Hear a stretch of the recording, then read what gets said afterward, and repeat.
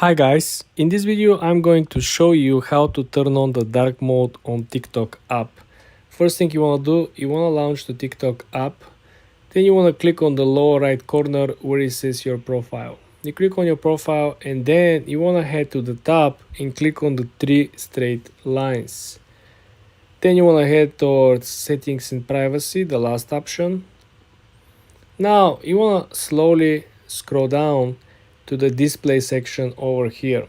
You want to click on display, and here you can manually set the switch between light and dark mode. You can also use the device manual settings. For example, if I go back to the light mode and then simply click on use device settings, I will get match of my original theme on my phone. I'm using an iPhone, and as you saw, I'm using a dark theme simply because the app TikTok match my device settings. This is very important and very useful, considering that if you are using a dark theme, you probably don't want to use the brighter theme or white theme or light theme on any of the other platforms, because switching from dark to bright, it's not good for your eyes, right? It might be irritating, it might be creating a particular like irritation. So I presume that this is something that will help you as well. It helped me a lot having all the theme, all the dark modes all aligned. So every time when I'm switching from Instagram to Facebook to TikTok to LinkedIn, everything is a dark mode, so it's much easier for the eye to simply adjust with the light and with the contrast. Go on your profile and then click on the upper right side where you see the three straight lines. We are going to go on settings and privacy. And then guys, I want you to scroll down to the section content and display. Here I want you to click on content preferences. In this section over here, the second option is stem feed. When you click on it, you have the option to turn this on and turn this off. This feed simply allows you to from time to time learn something new that is not the usual hype or the usual trending videos. It's very good, it's very interesting, especially if you have to kill a lot of time and there's nothing to do. You can pop up and learn something about science, technology, engineering, and math. If we go back over here after we turn this on, we can simply go and see that the stem, it's right over here, and we have it back. There are more things that are popping up with the recent updates, as you can see over here. Now the shop appears as well on the upper settings menu. And you want to make sure that you copy your actual username. Currently it's copied. Then you gotta go back on Facebook. You want to click on the lower right corner where is your profile picture. When you click on your profile picture, you're gonna be sent to your account. When you're on your account, you will see that you have the three dots option as a button on the menu. You click on it, and then you want to click on edit. When you click on edit, you want to scroll all the way down to the last section, which is links. You want to click edit your about you section, and you want to edit more links. The first option is that you are actually able to add social links. This is the place where it says username. You simply paste the link that you copy, or your username that you copy from TikTok. After that, all you gotta do is to save the changes all on the way up. For example, there is a save on the top right corner, and then you can go back up and this will appear in your bio alongside any other social media account that you linked with. Remember, you have to copy the exact username that you have, and you have to save the changes. Let's find a video that we want to repost. For example, let's repost this video over here. You want to click on the arrow over here, and then you see you have three different slides of menus. All you want to do is you want to focus on the middle slide over here, and you want to click on the first icon, the yellow one, which says repost. When you click repost, guess what? I just repost the video. Now you probably wonder what actually happened. Let's go back to our account and see what actually happened. If you refresh your TikTok account, right, you're not gonna find the video over here. Your video will be located in the third menu on the middle of the screen. If you can see, you have filtered by your mode, popular and recent videos, right? Latest and popular. Then you have a stories archive. And the third option will be reposted content. This is where you're going to find this video over here. And this is how you actually repost videos or content on TikTok and where to find the reposted content. Let's say, for example, we want to send a message to, I don't know, Alex Hermosi. Okay, you click on the profile, and when you're at the profile, you have the option, if they allow you to send a message, you click message to the person. And there you have it. That's the legitimate account of Alex Hermosi. You can see 795,000 followers. You can send whatever message you like to. And the slim part over here, you want to make sure that your messages are very, very good, informative, and straight to the point, because you only can send up to 3 messages until he accepts your first message. In other words, if you say hi and then wait for reply, he doesn't reply, then you say, I hope you're doing well, and then he doesn't reply, and then you have one more message, and it could be, I'm not sure you saw my previous 2 messages, and you're done. So this is why you can probably skip the welcoming part and the etiquette, and you just jump straight to the point. Hey Alex, for example, I want the. Another pro tip over here would be to write 2 very long messages probably, and then if he doesn't reply, then you still have the option to poke him again. Things happen. You might end up messaging him in the busiest day of his life, right? And you simply are out of luck. So this is why you always want to keep one additional chance to send a quick poke message to let him know he can go back and read the 2 other messages. You want to scroll through your feed. Let's say we want to download this video, right? You want to click on the arrow over here under the comment section. You get 3 menus popping out. You see 1, 2, 3. You want to click on the second one over here, and you want to click on the blue icon, copy link. Okay, and I want you to head on Google Chrome, and I want you to look for this app over here. It's called Snaptik. Snaptik will offer you downloading videos for free without watermark. You want to click on Snaptik. You want to hit this search box, right? And I want you to paste the link that we just copied. Then I want to hit paste. Then you click download.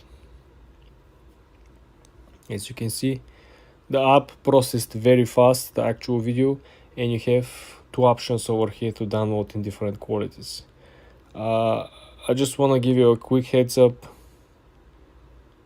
Be very careful where you're clicking, okay? Make sure that you click on the right button over here. But this is how you download for free videos from TikTok without watermark. Let's say I'm going to go on GitHub, okay? And I'm going to search up Maze C++. Let's just search that up. And I'm going to write Maze C++.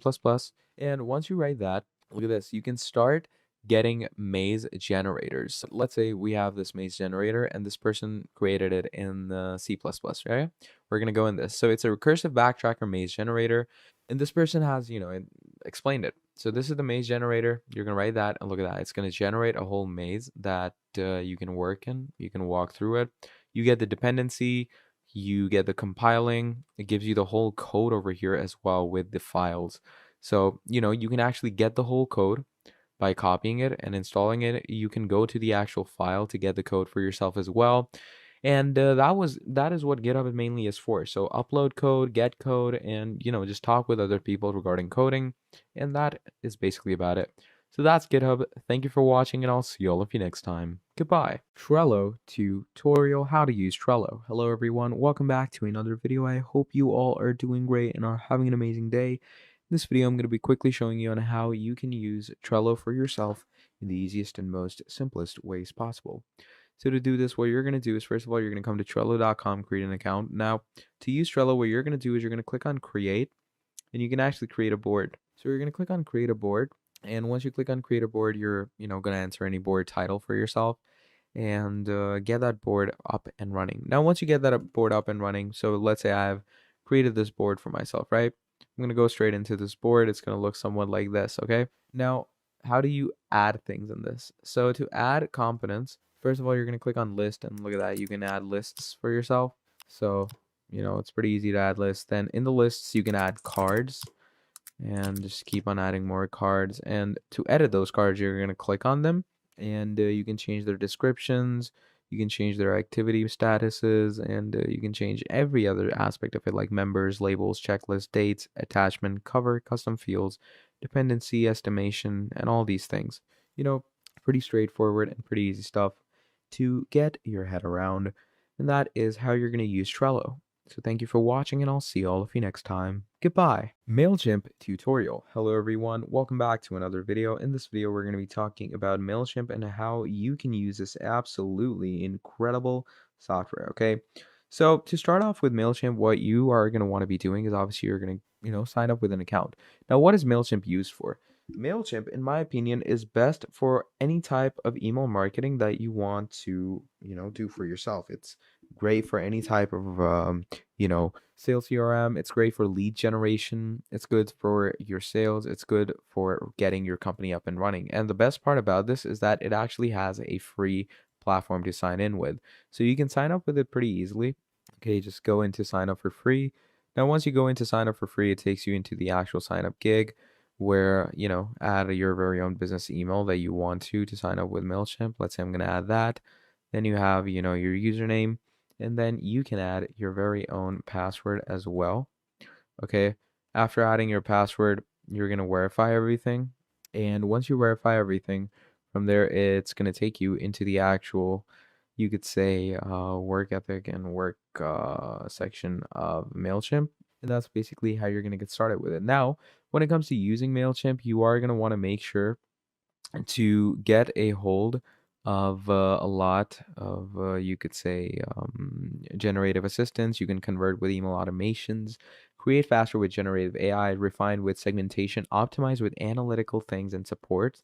You can get started easily with a personalized product tour. Okay, they give you a proper product tour, and you can see you can create actual custom journeys with automations. You can discover new ways to automate for yourself, keep your emails relevant and brand growing. And the thing is that the campaigning gives you a lot of great templates to work with, which is also pretty incredible. And you can add as many leads as you want, get as many contacts, as many customers, and as many users you want in this. Okay, and that gives you a really good general idea of how you're going to work with this. That's pretty much about it. Thank you for watching, and I'll see all of you in the next video. Goodbye. Miro tutorial for beginners. Hello everyone. In this video, I'm going to be quickly showing you Miro and how you can use this absolutely incredible software for yourself, okay? So Miro is basically, as it says, a visual workspace for innovation. So Miro allows you to create these different charts. It allows you to create these different types of boards, okay? And in those boards, you can use different elements like shapes, sticky notes, and all these other things to create a good workspace. And you can also use different boards like Kanban boards and all. And the best part about this is that you can make a whole funnel, a sales flow, and like a whole lot of other things to work with. So I would definitely urge users out there to use this software because it's absolutely incredible to get a good idea of this. And it has a lot of integrations to work with as well. So definitely go ahead with this. And I'm also going to discuss the pricings. Now, Miro also gives you things like product management, engineering. It's for IT teams, UX and design, consultation and agencies. And there's a lot of great technical diagramming, whiteboarding, wireframing, mind mapping, retrospectives, scale product planning, and process mapping. So there's a lot of great things to take from Miro. And definitely all of you users out there should use this for yourself. It's the amazing and the most greatest thing to get for yourself. Then you have 4 plans for this as well. You have free, starter, business, enterprise. Okay, so the free plan is $0, starter plan is $8, business plan is $16, and enterprise plan is obviously the basic typical enterprise plan. Okay, and yeah, that's the general idea that you need to get when you're working with something like this. And that is basically your Miro. So thank you for watching all the way till the end, and I'll see all of you next time. Goodbye. Slack tutorial. Hello everyone, welcome back to another video. In this video, I'm going to be talking to you about Slack and how you can use this absolutely amazing application for yourself to, do your actual workspace editing in, to manage your products, manage your tasks, and keep your team up and running. So this is Slack basically, okay? So in Slack, you're going to make a workspace. So as you can see, I'm in this workspace right now. Now in this workspace, we have channels, okay? You create channels for yourself, and you can create more channels by clicking on create a channel. And, add any type of channel you want to. And if you want any assistance, you can do that as well. But as you can see, I have all these channels. So links, team chat, you have work, and all these things. So let's say in team chat, I want to, I'm going to write something like, hi guys, and then you can actually do an at and message everyone. So it's pretty easy, it's pretty simple, and it's really nice to get a basic idea of how you're going to work with Slack. So just create channels, and in those channels you're going to start working. Now if you want to invite people to your workspace, what you are going to want to be doing is you're going to go to your workspace over here. Now, whoever has control of the workspace, what you can do is you can start adding people into a certain chat. So you're going to click on add coworkers, enter their name or email, and just send them an invite, and that should be it. So that's basically the idea of Slack. Thank you for watching, and I'll see all of you next time. Goodbye. Smartsheet tutorial. Hello everyone, welcome back to another video. I hope you all are doing great and are having an amazing day. In this video, I'm going to be talking about Smartsheet and how you can use this absolutely incredible software. Okay, so Smartsheet is basically a flexible solution for your work. Now, it's very similar to products like ClickUp, Monday.com, Asana, Trello. Now, the reason for that is that it's great for your work management, okay? It's a great management platform. It's great for task management, great for project management. Even if you want to, manage your personal life, it's good for that because it gives you things like automations, digital assets, resource, team collab, dashboards, portfolio, proofing, account, intelligent workflows, integration, no-code work apps, and a whole lot more. So it gives you a whole repertoire to work with. It gives you the whole, you could say working standard to get your head around, and it helps you a lot in working. So do make sure to get your head wrapped around this pretty well because it's an absolutely amazing software to use, and I would urge all you users out there to get a good grasp of this, to get a good idea of this, because like products like Smartsheet will help you tons. Okay, so that's pretty much the main idea about Smartsheet. Thank you for watching, and I'll see all of you next time. Goodbye. Wrike tutorial. Hello everyone. In this video, we're going to be quickly talking about Wrike and how you can use this platform for yourself. It's one platform to streamline all workflows for you, a single app for all departments. You can manage projects, organize work, integrate all your favorite tools, and collaborate and drive efficiency for yourself. So Wrike is your, team dashboard or team planning statement where you can actually mess around with different components of your work, okay?